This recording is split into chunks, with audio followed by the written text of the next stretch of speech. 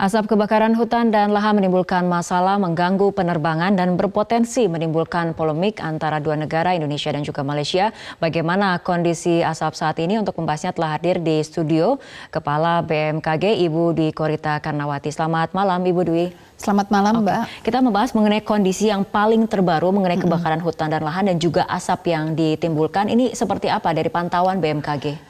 Ya, kami memantau dari satelit Himawari 8 dan sampai hari ini terpantau bahwa asap berada pada Kepulauan Riau, kemudian juga Provinsi Riau, kemudian juga di Jambi, di Sumatera Selatan, Sumatera Barat, dan masih masuk di Selat Malaka dan Semenanjung Malaysia, termasuk Singapura. Di Kalimantan juga terdapat asap di Kalimantan Barat, Kalimantan Tengah, Kalimantan Selatan, Kalimantan Timur, Utara, dan masih ada yang masuk di Sarawak. Mulai masuk terdeteksi tanggal 13 September yang di wilayah Sumatera. Artinya memang terkonfirmasi bahwa asap ini sudah sampai masuk ke wilayah Malaysia? Ya, kalau yang dari Sumatera mulai tanggal 13 September. Kemudian kalau yang dari Sarawak tanggal 5 September itu pernah masuk selama 1 jam. Itu. Nah kemudian tidak masuk lagi, namun beberapa hari kemudian masuk ke wilayah Sarawak.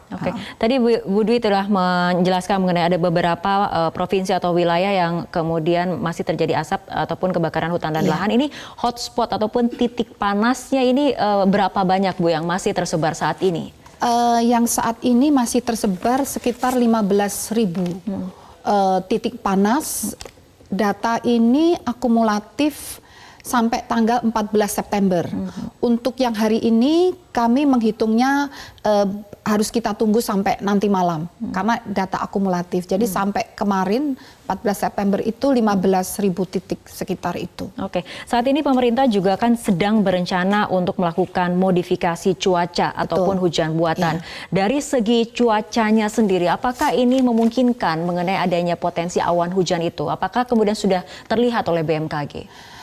Terus terang sangat sulit karena untuk syarat hujan buatan ini minimal tersedia, terdeteksi kurang lebih 70% kelembapan pada awan potensial tersebut.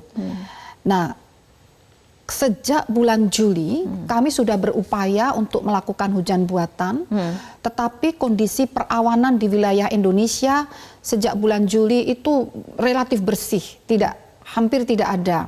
Sehingga kami terus mendeteksi dengan menggunakan radar, karena radar itu sifatnya lokal, sehingga ada sedikit awan saja, segera BNPB, BPPT, dan TNI segera terbang untuk menebarkan garam.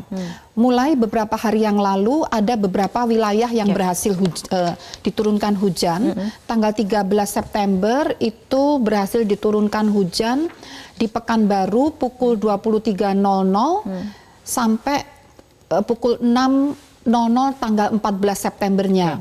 Kemudian juga di Sengingi, di Kuantan, Sengingi, Riau, itu tanggal 14 September pukul 7 sampai pukul 9 waktu Indonesia bagian Barat.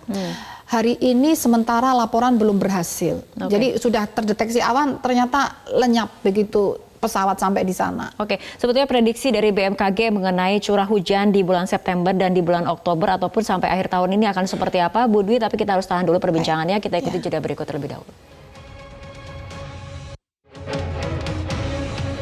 Ya pemirsa, kita akan lanjutkan kembali perbincangan. Tadi Ibu Dwi juga sempat menegaskan ataupun sempat menyatakan bahwa data hingga kemarin setidaknya ya Bu, karena untuk hari ini masih belum diakumulasikan, ada 15.000 titik panas. Titik panas ini adalah menjadi potensi adanya kebakaran ataupun api ya. Nah kemudian ketika BMKG mengeluarkan informasi seperti ini, kemudian tindak lanjutnya akan seperti apa oleh lembaga-lembaga ataupun badan lain yang terkait? Iya, jadi saat ini sedang diproses akumulasinya ya, menunggu sampai malam nanti. Nah kemudian dari informasi ini kan otomatis segera dikirimkan ke posko di lapangan untuk mendeteksi. Jadi titik panas itu belum tentu menjadi terbakar.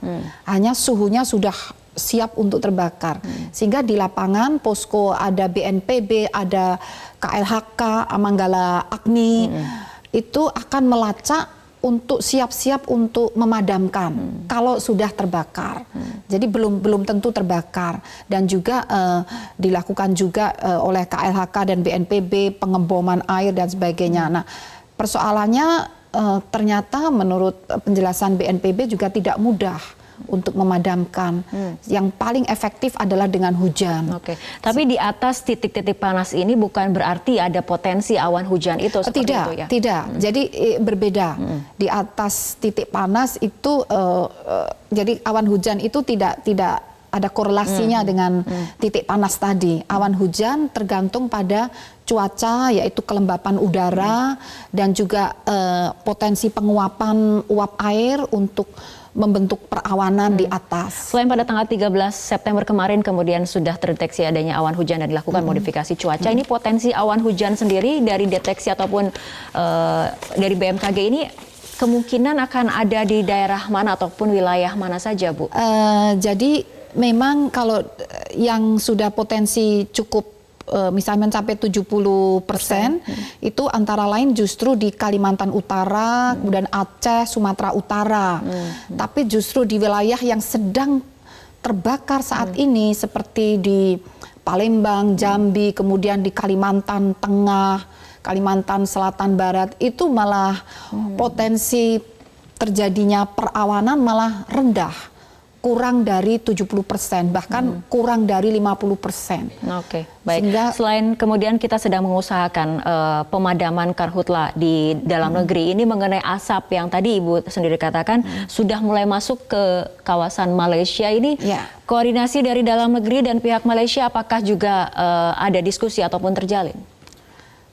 Mohon maaf kalau hubungan antar negara kami tidak menangani di situ, tetapi yang kami sampaikan adalah setiap jam kami update perkembangan, jadi asap itu kami pantau setiap jam, dan data ini segera kami kirimkan ke Kementerian Lingkungan Hidup. Nah, tentunya pihak Kementerian Lingkungan Hidup dengan Kemenlu yang akan menindaklanjuti. Nah, bedanya kalau di di Malaysia tuh menggunakan pemantauan ASMC, jadi semacam lembaga yang memantau asap di ASEAN. Nah, data mereka itu update setiap 24 jam. Jadi itu perbedaannya, dan data kami menggunakan kecepatan angin pada ketinggian 300 feet, kalau data mereka 2.500 feet. Jadi ada beda ketinggian analisis di situ. Oke, Bu, tapi mungkin curah hujan ataupun prediksi cuaca untuk September, Oktober hingga akhir tahun ini akan seperti apa? Apakah musim kemarau masih akan terus berlanjut atau wilayah mana saja yang sudah akan mulai masuk musim penghujan? Kalau di wilayah yang terbakar diperkirakan musim hujan masuk di bulan Oktober. Nah, lalu kalau wilayah Indonesia di sebelah selatan Katulistiwa, musim hujan baru masuk November. Nah, jadi tidak serempak memang, sehingga kondisi kering seperti ini, terutama di Sumatera Tengah ya dan Kalimantan itu akan berlanjut diperkirakan sampai Oktober. Oke, kita harapkan upaya-upaya yang telah dilakukan akan segera membuahkan hasil dan kita bisa memerangi ataupun mengatasi kabut asap yang terjadi ini. Baik, terima kasih Ibu Dwi Korita Karnawati, Kepala BMKG telah berbincang bersama. Asap kebakaran hutan dan lahan menimbulkan masalah, mengganggu penerbangan dan berpotensi menimbulkan polemik antara dua negara, Indonesia dan juga Malaysia. Bagaimana kondisi asap saat ini? Untuk membahasnya telah hadir di studio Kepala BMKG Ibu Dwi Korita Karnawati. Selamat malam Ibu Dwi. Selamat malam Mbak. Kita membahas mengenai kondisi yang paling terbaru mengenai kebakaran hutan dan lahan dan juga asap yang ditimbulkan. Ini seperti apa dari pantauan BMKG? Ya, kami memantau dari satelit Himawari 8, dan sampai hari ini terpantau bahwa asap berada pada Kepulauan Riau, kemudian juga Provinsi Riau, kemudian juga di Jambi, di Sumatera Selatan, Sumatera Barat, dan masih masuk di Selat Malaka dan Semenanjung Malaysia, termasuk Singapura.